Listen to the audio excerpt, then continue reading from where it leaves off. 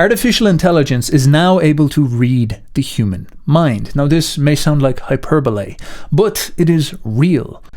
In the video I'm about to show you, they're going to discuss the results of an experiment. In this experiment, they got a group of people and they played a Pink Floyd song to them. Here is what they played. You might recognize this song. All in all it was just a brick in the wall. All in all it was. And then they scanned the brainwaves of the people listening to the Pink Floyd song. They then got an artificial intelligence, a piece of AI, which was trained on decoding brainwaves. And they had this AI look at these brainwaves that came out of these subjects. And what the AI presented to the researchers was a mumbled version of a Pink Floyd song. Now here's the actual recording of what the AI produced after it decoded these brainwaves. Now it's a little bit murmury, it's a little bit fumbly, but remember, it's decoding brainwaves and you can hear that the melody is actually there.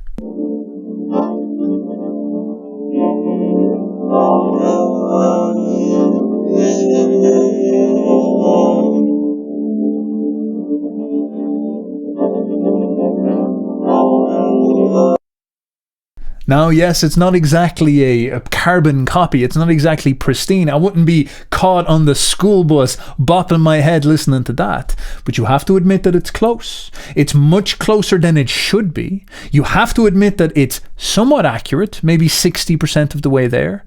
And what are we dealing with here? We're dealing with a machine looking at data on a screen. The machine did not listen to the song. It just took the brain waves coming out of your brain, out of the jelly in your head, producing these electrical signals. The machine studied them and was able to reconstruct a coherent melody out of that. My friends, things are about to get crazy out there. Now you might say, Steph, I'm not even that impressed. I don't even like music. I don't care if AI can decode me listening to a Pink Floyd song. I walk around my life experiencing zero vibes. I am zero fun. So there's no music going on inside my head. So this is irrelevant to me. But you have to understand that the AI, the machine's ability, Skynet's powers, go far beyond simply Pink Floyd songs. Take, for example, its ability to decode our actual thoughts. In this experiment I'm about to show you, the researchers showed people a movie clip and had the same type of AI look at the brainwaves and then decode and explain what the people saw in the movie clip. Okay, so what does that actually look like? Check this out. Here are the volunteers, and the volunteers were asked to watch a movie clip without audio, and this is what the AI described. You're seeing it right there, actual stimulus, and they described, I see a girl that looks just like me get hit on her back, and then she is knocked off, end quote. The eyes saw it, the brain processed it, and the AI typed out what they were thinking. I'm still trying to figure out how that would even work. So you see, this guy has a bit of gravitas about him. He cannot believe what he is seeing. His mind is blown, like me. Me and him get it. Whereas you're like, oh, it's just a silly new trend. It's not that big of a deal. Oh, my friend, it is.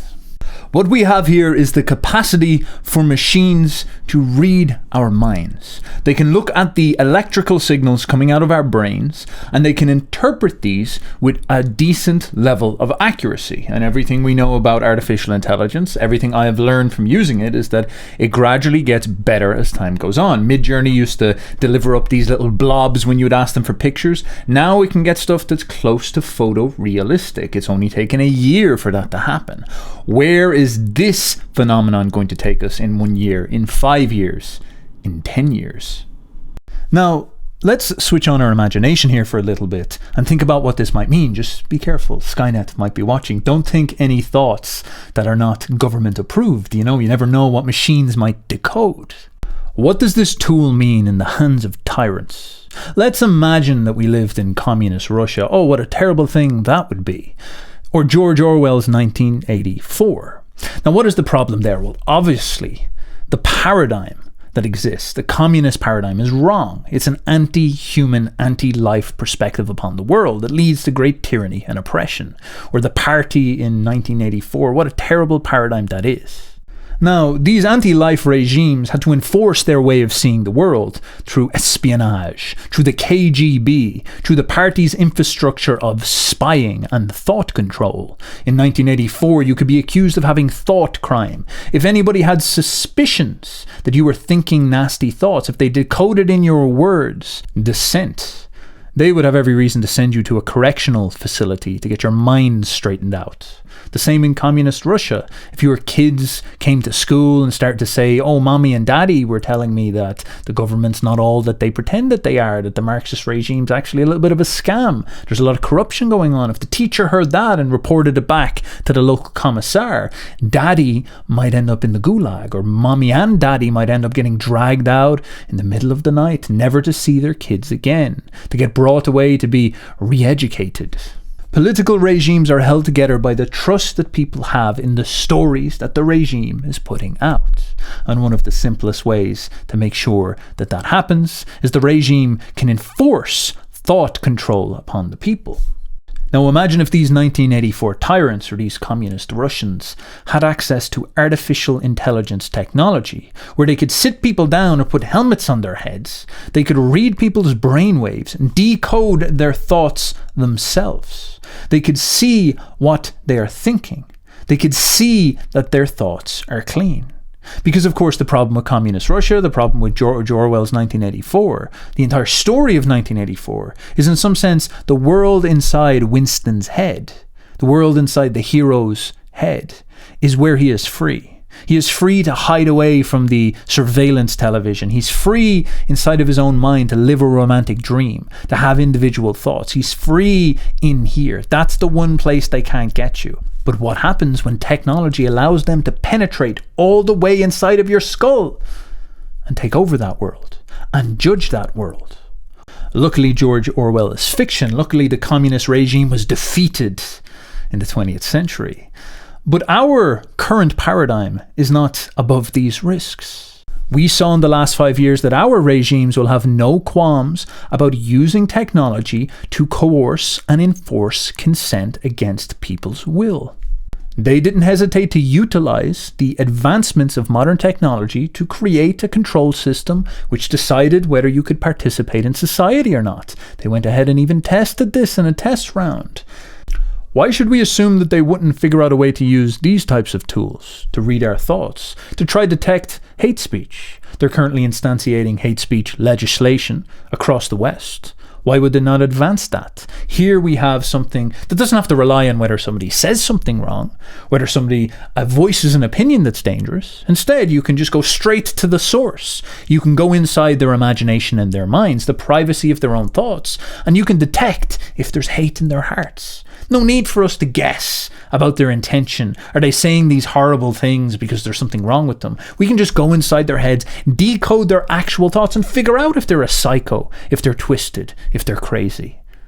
This is, of course, one of the most Black Mirror, dystopian, pessimistic possibilities. The government's capacity to read your mind and make sure that you're complying with the regime's psychosis, whatever ideological paradigms that the regime sets forward as the truth. But there are many other applications of this. One that we're probably going to see it being used for the quickest is in helping people who have had injuries to their brains. And this in and of itself is amazing because of the doors that it opens. So check this out. Here we have a woman who is somewhat like Stephen Hawking. She has had nervous system damage, so she cannot communicate properly. She is trapped inside of her own head. She has this inner world, but she can't really communicate with the outer world. Her mouth doesn't work correctly. She can maybe blink and use her eyes, but she's trapped in there alone. Now, these tools that we're seeing here are utilized in order to give her the ability to communicate once again. The device is an electrocorticography grid, which is attached to a pedestal, which is screwed onto the participant's skull. Anne is the very first person to have this combination. On the screen, you'll see decoded text, speech, and avatar. When Anne was 30 years old, she had a stroke, which led to locked-in syndrome. Hey Anne, how's it going? It is good to see you. That's the first time we've ever had a conversation using this system. If you are able to produce text, synthesize speech, and then also a personalized avatar, She believes that would really advance her ability to become a counselor and to work with people. I thought it would be good for me. How can we create technology that can help people really meaningfully contribute with all sorts of abilities? Anything is possible. This is legitimately mind-blowing, unfucking believable. I cannot wrap my head around how profound what we've just seen here. The entire struggle of human existence, the talk of Descartes' concept of separation of mind and body, the whole premise of philosophy trying to study consciousness. And here you have it manifest in a technological innovation that shows us something amazing. That there is something going on inside of us that's able to transcend the confines of our body. That we have a sort of will, a spirit, a mind, whatever that is inside of this noggin. Maybe it's created by our brains, it's not too sure. But there's a way that we can overcome biology. We can extend our biology. We can crack a hole literally in our skull, put in technological machines. Like, it's getting Matrix-like when you think about this, you know? You're putting in that thing in the back of your head and you connect some machine, some artificial intelligence to it. That's like, that alone is just so bizarre. You hook yourself up to a computer and your brain, the electrical signals, your will can organize the electricity inside of your brain and shoot it into this machine. This machine can decode it and represent it onto a screen and give you advanced powers that you did not have before, or more specifically, you have lost. What does this mean? That is absolutely mind-blowing. Now, you might remember 2 years ago during the crypto hysteria, you had all the NFT bros running around talking about the metaverse, mate. The metaverse, what we're going into the metaverse, mate. And Zuckerberg basically destroyed his reputation and credibility by standing up and saying, we're now transforming Facebook into Meta. It's all about the metaverse. We're all getting ready for the metaverse. And of course, it didn't do very well. People didn't find it very popular. These guys didn't read the popular sentiment that well and realized that people were very jaded about having to sit in their house all the time and then having these technological god kings show up and turn around and say, by the way, we're going to plug you into the computers and you're no longer going to be allowed to go out into the real world at all. You're becoming pod men. Here's the prophecy of the future. Welcome, gentlemen. Welcome, human race. We have now trapped you inside your house. Return into your living room. Sit down and plug yourself into television. You'll never see the real world again. Enter the metaverse. We are your god kings now. The Matrix has arrived. Welcome to a science fiction future. And so an awful lot of people turned around and said, the hell with this. This is crazy. This has gone too far. This sounds crazy. This sounds ridiculous. And the whole thing sort of burst its bubble and people lost interest in it. Now, of course, I think this is quite a good thing because these guys get very much ahead of themselves and lose touch with the human aspect of life. But nonetheless, the technology that these guys were studying, such as this, is not fake, is not made up. This is very real. What you have here is exactly what was being discussed. You have a woman who, because of a tragedy in her life, has lost the ability to function like a normal human being. And so she is forced, in some sense, to innovate, to pioneer, to take risks. So she allows them to plug this technology inside of her head. And did you see what was going on there? They had an avatar on the screen that would represent herself as she sees herself. This is very much this metaverse idea. Think about this, that we're sitting here and we're in this body of ours and we're very much imprisoned by the tragedy of birth, the tragedy of biology. We're not as beautiful as we wish we are. We're not as perfect. Our imagination is limitless and we can imagine ourselves ubermensch, like stronger, bigger, faster, whatever it is.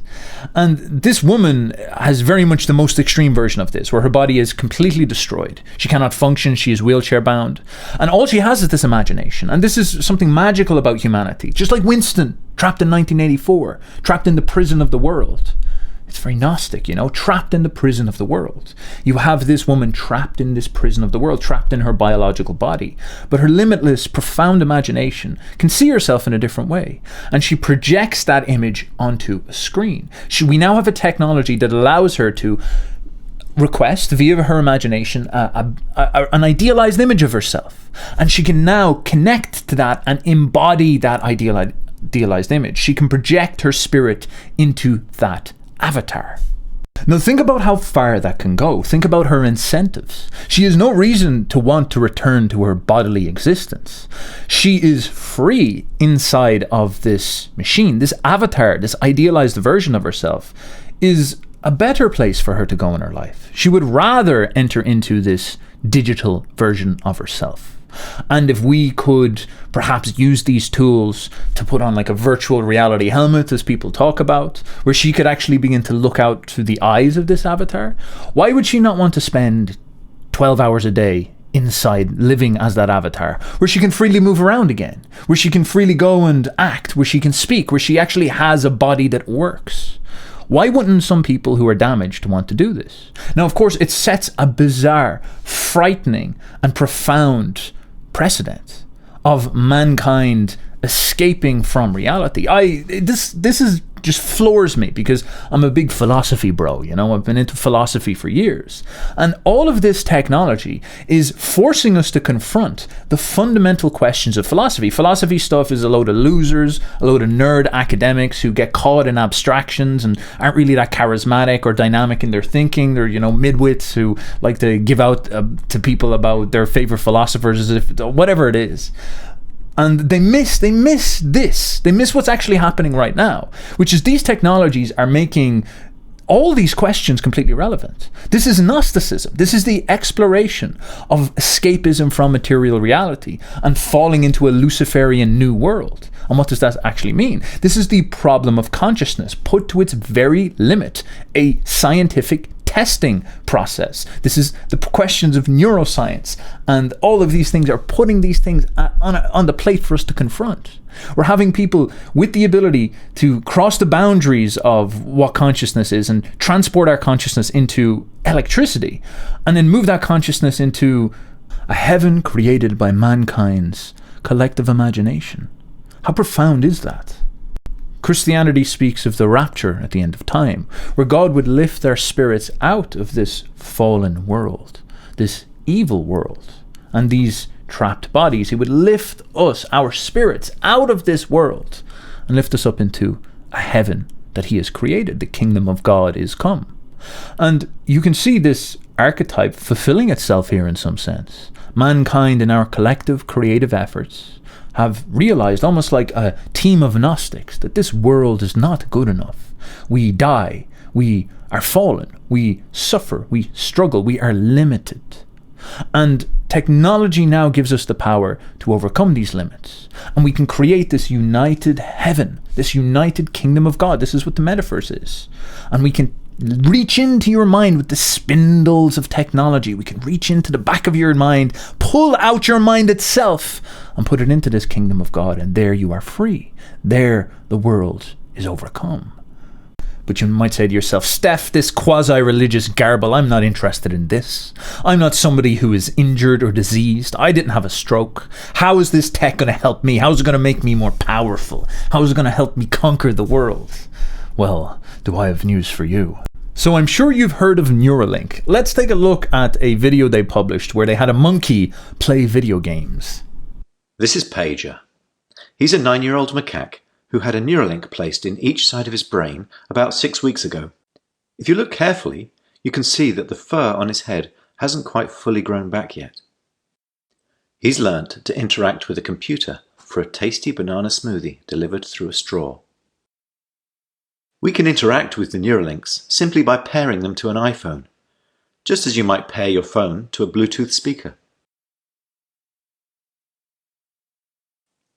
The links record from more than 2,000 electrodes implanted in the regions of Pager's motor cortex that coordinate hand and arm movements. Neurons in this region modulate their activity with intended hand movement. For example, some might become more active when he moves his hand up, and others when he moves it to the right. By recording from many neurons and feeding their activity into a decoder algorithm, we are able to predict Pager's intended hand movements in real time. First, we calibrate the decoder by recording neural activity as Pager uses the joystick to move a cursor to targets presented on the screen.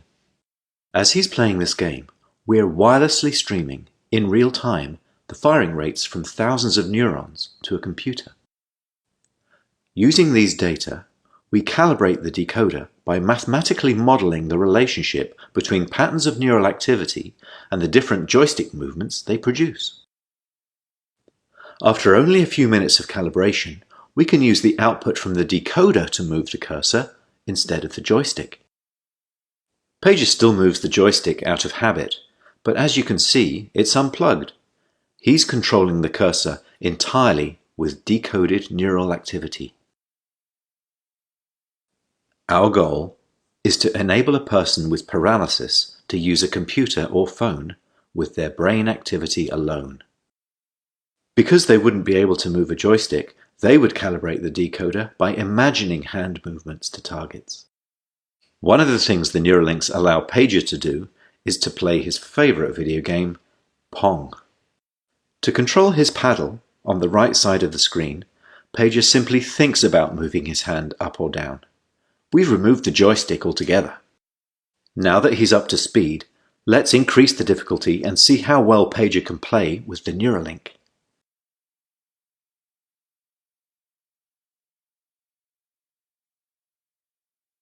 As you can see, Pager is amazingly good at Mind Pong. He's focused, and he's playing entirely of his own volition. It's not magic. The reason Neuralink works is because it's recording and decoding electrical signals from the brain. Great game, Pager. And what better reward for a monkey than a banana? Good man, Pager. Pager is literally me. Now, what does this say?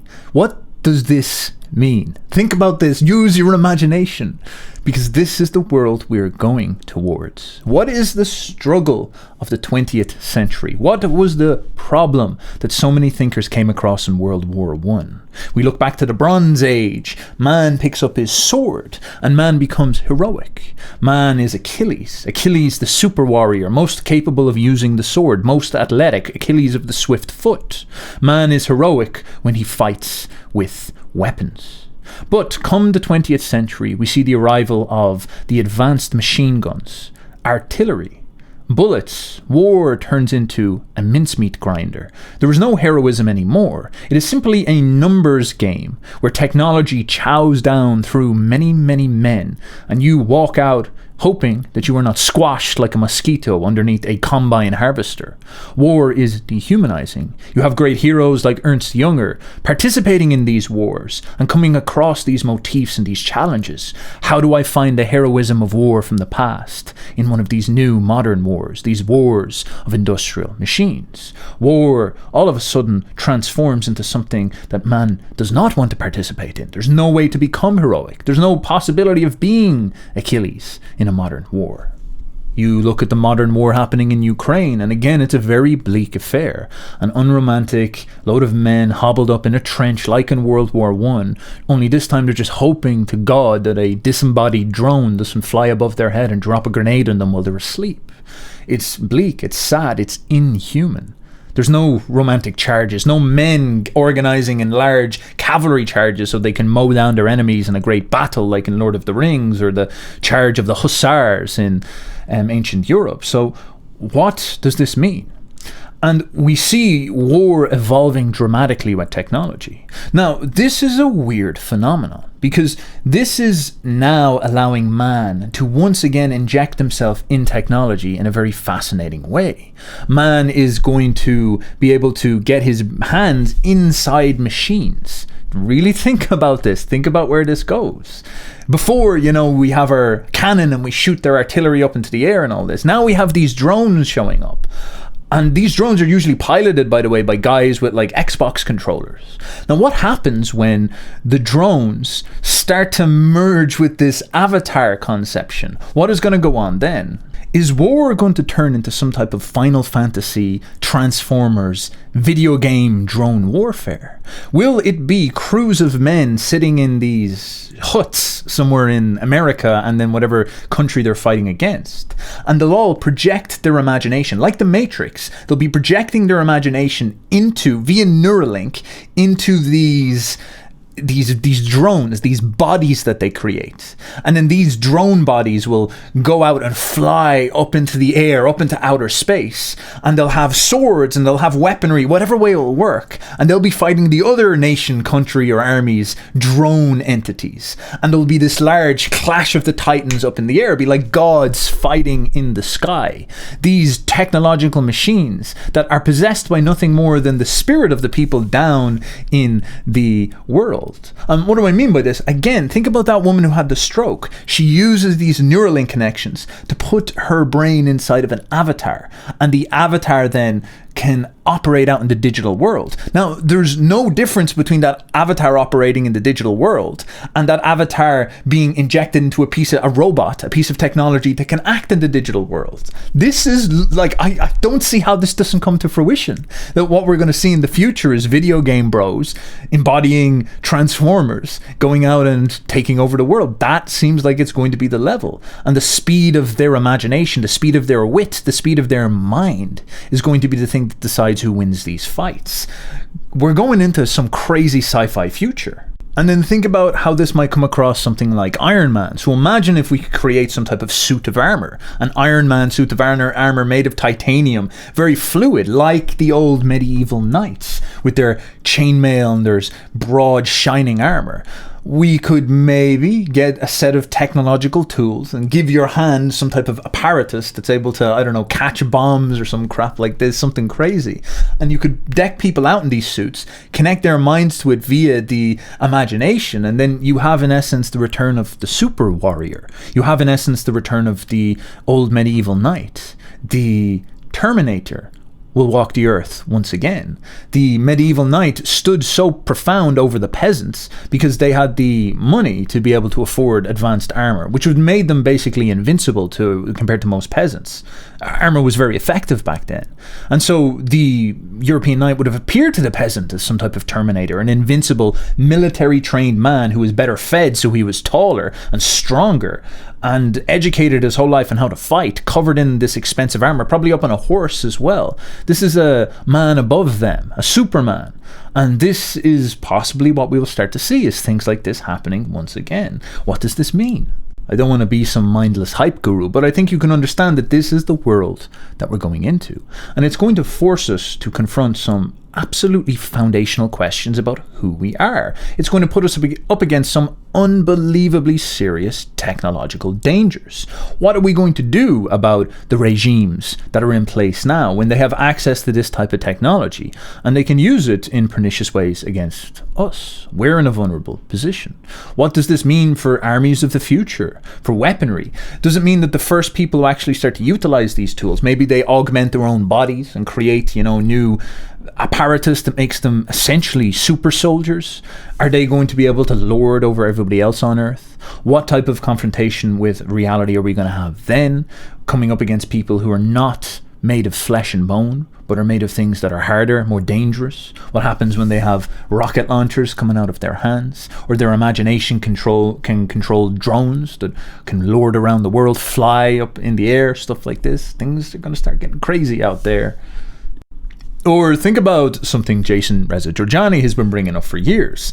The problem we have with privacy inside of our own minds. I was bringing this up earlier when I was talking about the government regimes, the George Orwell 1984 regimes, and their ability to look inside of our heads. This is something that Jason was saying 5 years ago, and he sounded crazy. He's saying we're going to go into this new world in the next couple of years where the whole idea of privacy inside of your own heads is going to get inviolated. Telepathy, remote viewing, advanced technologies, they're all going to give us the ability to look inside people's brains.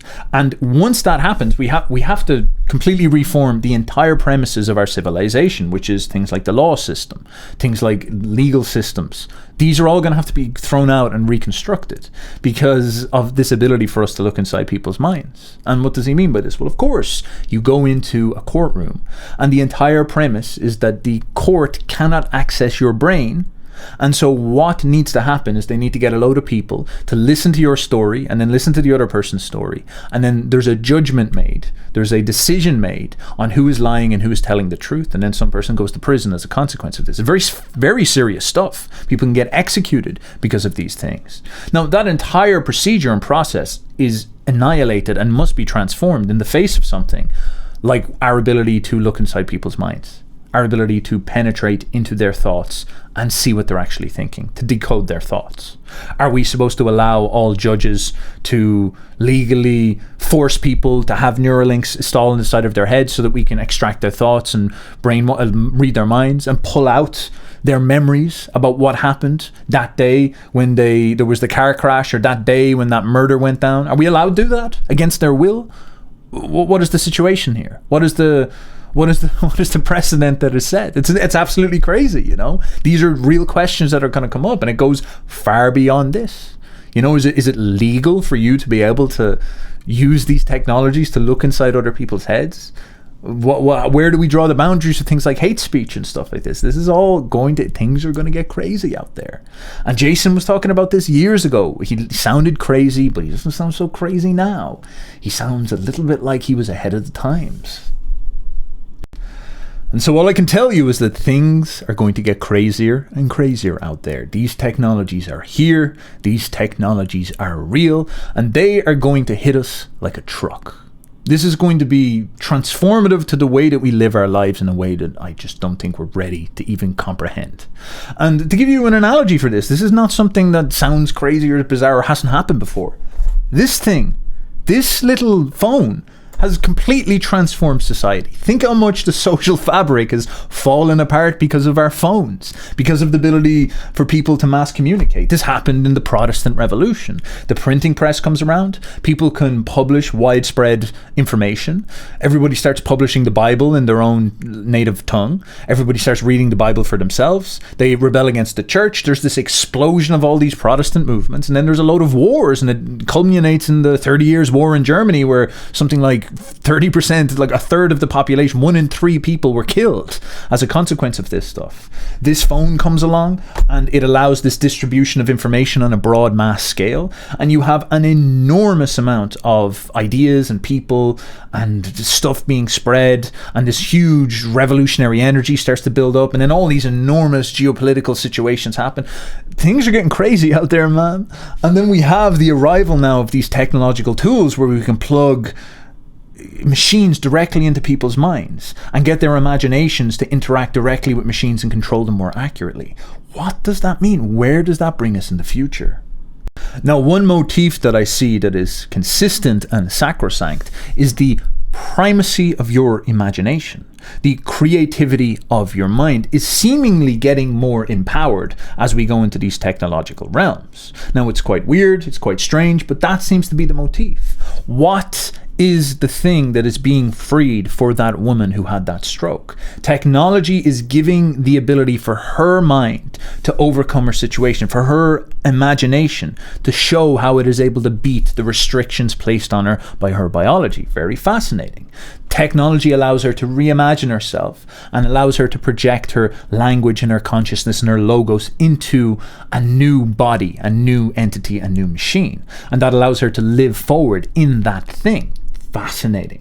So her imagination is the primacy. When we get into this idea of these transformer drones from the future, where video game bros would all be plugging headsets on and flying up into the air to fight wars in the sky, again, what is going to be the metric that tests who is the best warrior in that situation? Well, of course, the power of the transformer, the technological sophistication of the race car is going to be one thing, but it's the imagination, the ability to use that thing, the thinking speed, the creativity expressed through these machines, that's going to become the limit. We're actually going more and more into our humanity in confrontation with these machines. We're seeing more and more that what we are, what is most sacred about us, are these spiritual tools, like our imagination, like our logos, like our capacity for language, like our capacity to think. These aspects of ourselves, the same tools that allowed us to conquer all the animals, to conquer the earth, these same tools are now getting forced to the forefront in the age of the machine. Now, to bring this down into its most practical and immediate application, I'm using artificial intelligence quite a lot with creativity. I'm using it to help me generate images and help me make pictures and videos and various things like this. And you're starting to see these trends arrive in a practical way. I've been experimenting with Midjourney. I was an early adopter with artificial intelligence. The boys in my network were like, you have to start using this immediately. We have to experiment with this and see what it is and see where it goes. And we've been testing it, and at the start, we had plenty of skepticism and it was low enough quality, but there was something to it. It had a generative capacity that we had to take seriously. And what we've learned over time is that the best way that you utilize artificial intelligence as a creator with Midjourney and with Stable Diffusion is you have to understand that a great artist can utilize this to help them expand the speed at which they can realize their imagined goal. This is the really core point. Now, think about what I'm saying here.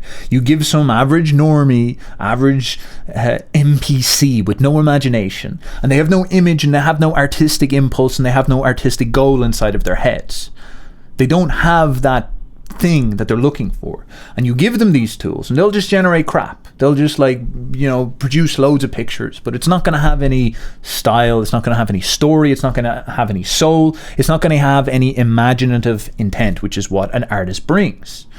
And you give an artist these tools and they'll be able to grab this and whip it into shape and utilize it to realize their imagined idea faster and at a scale that was not available before. Now we're seeing now with the rise of video with Midjourney and Runway and stuff like this, that within a year or 2 years, you're going to see that people like me, people who are just working on YouTube will have the capacity to generate long form imaginative scenery and pictures. They'll be able to make film with the leverage that perhaps Hollywood could. Now, will they be as good as Hollywood? I'm not too sure. We'll see about that. But they'll be able to generate something that is watchable, that is artistically serious and relevant, and be competitive at that scale. And that's going to be a very, very big deal. Because now we're having this thing where we're empowering the imagination faster than it could be done before. Before, if you had this big, profound, imaginative idea, you'd have to write something like a book. Most people don't read books. So you'd have to write a book. You'd probably struggle to get it published. But now, and if you're very lucky, the book would transform into a film. But now we're getting to the point where you will be able to produce a film, an imagistic version of what you see inside of your mind almost directly in an extremely fast process.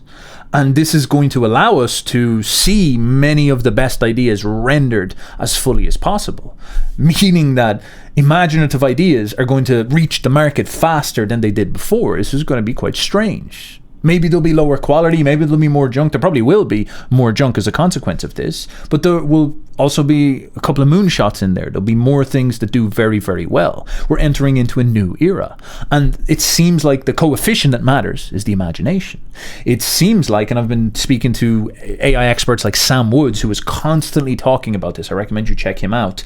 Sam Woods AI, I've done podcasts with him before. He's constantly talking about the fact that technology is going to actually force us to confront our humanity, not take our humanity from us. It's going to force us to realize what is so special about us, what is the true things that are great about us. This is forcing us to see that this imagination, this creative thinking, these artistic instincts, these artistic traits, they are the things that are going to become the most valuable, the most effective.